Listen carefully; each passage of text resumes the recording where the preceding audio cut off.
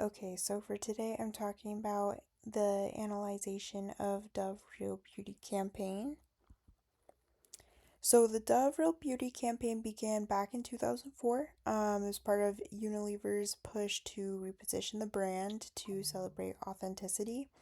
And it was a global campaign that was built to challenge people to think differently about beauty standards. There was research done by Dove that ended up showing only a very small percentage of women considers themselves to be beautiful and society's ideal, and ended up highlighting how damaging the effects of the beauty ideals are in society.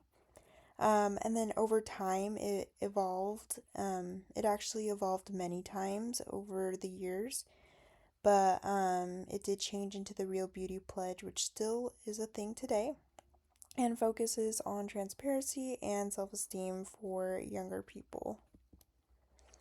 So, the primary audience for this campaign is more focused and geared towards women and girls, especially adolescents.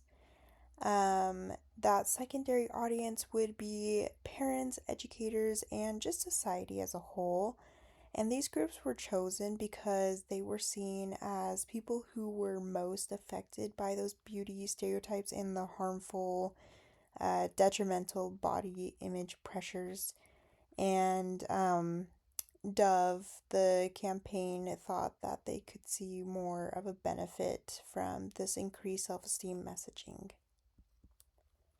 So, the objectives of this campaign was mainly just to increase women's self esteem and positive body image.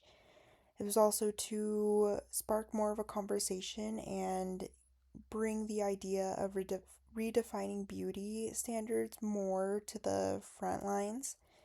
And overall, they wanted to align Dove with authenticity and social responsibility to keep their name in the top headlines, as well as build a brand with loyalty by promoting their values and not only their soaps. And so they wanted to do more than just sell soap. So, with the 4Ps analysis, I'm going to start with product. So, although they were selling their soaps and body washes, shampoos, conditioners, and lotions, they were also selling an idea. They were selling true beauty and promoting self confidence and inclusivity. Excuse me. Um, and Dove wanted to tie this message to their products, to their personal care products. And this helps the customers to see the brand as more than just their soap. But they saw it more as a symbol of authenticity and self confidence and self esteem. Okay, moving on to price. There was no actual price or cost to participate or view their content, but it was seen more of as a mental or emotional price by challenging those beauty norms and confronting societal pressure.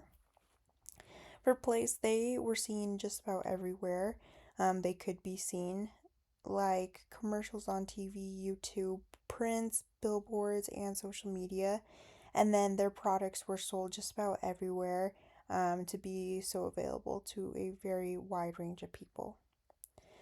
For promotion, they had a really, really great promotion. So, Dove used multiple media types such as TV spots, viral videos, online ads, social media, and public installations to bring their name up as much as possible and spark that conversation of challenging those beauty norms. And they emphasize authenticity by using real women, and they strive to do minimal or no retouching at all, which is very great.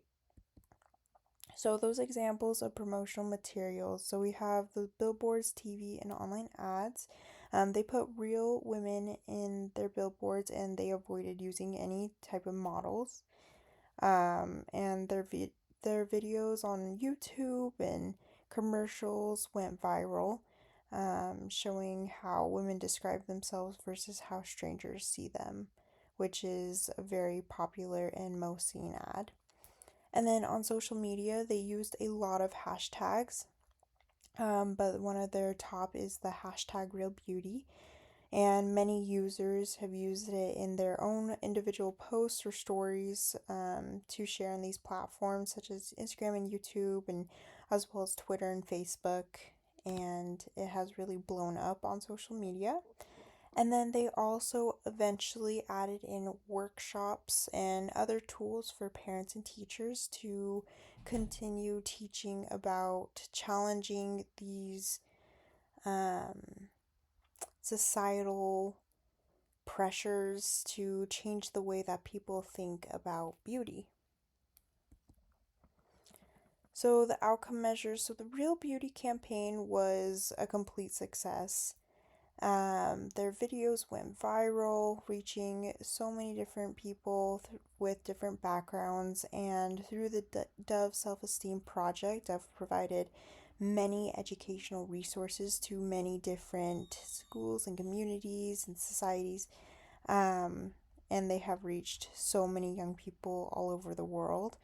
And the campaign sparked a lot of widespread media coverage, academic discussion, and inspired other brands to follow in their footsteps as well, which as the years went by, we have seen in many different companies such as like Aerie and American Eagle.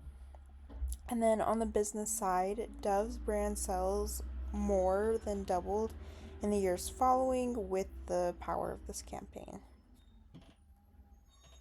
So, the bigger picture here is that the campaign has truly evolved ever since 2004. It has changed, and as well as had things added onto it throughout the years, such as they pledged to not use AI models or any AI or digital distortion in their ads, keeping real women in these commercials, ads, prints, billboards, all of it.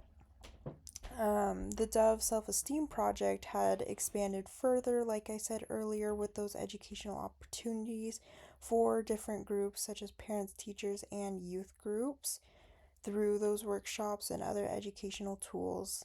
And then, with all the praise that Dove had received, of course, there is another side, and they also got a lot of criticism and hate for the work that they have done because their motives were questioned.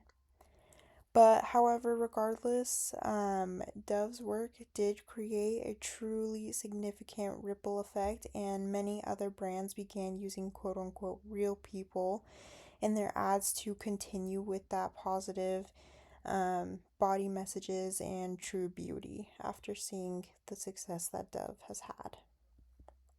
And then these are my references that I have used, and I hope you enjoyed my presentation on the Dove Real Beauty campaign.